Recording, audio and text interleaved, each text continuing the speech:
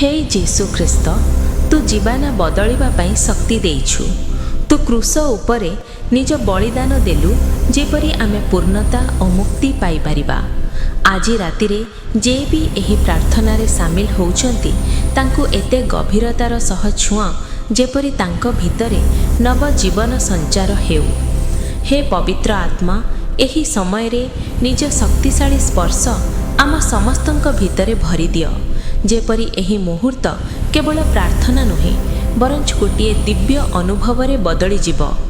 जे भी एही समय रे अछंती ताण बा भय रे अछंती, से सबु तो नाम रे दूर हेई जाओ। प्रभु, तू आम आत्मा को जगेई दियो, जेपरी आमे आम भीतरर अंधकार को तो ज्योति सम्मुख रे समर्पण करि परिबु। प्रभु, आमे तोते डाकुछु, तू आम दुर्बलता को शक्ति रे बदलई दे। मुख्य निवेदन, मेन पेटिशन्स। भाग्य और शांति। आज रातिरे जे भी भंगा हृदय, निराशा मन बा भୟରେ विभीत होई तो पाखକୁ आसिछंती, तांको उपरे तो अपार शांति और सामर्थ्य प्रकट हेउ। चिकित्सा। जीवनर संघर्ष, आर्थिक समस्या और शारीरिक बीमारी रे जो माने अछंती, तांको तो पाखरु दृढ़ विश्वास, आशा और सुस्थता मिलू। नुआ जीवन।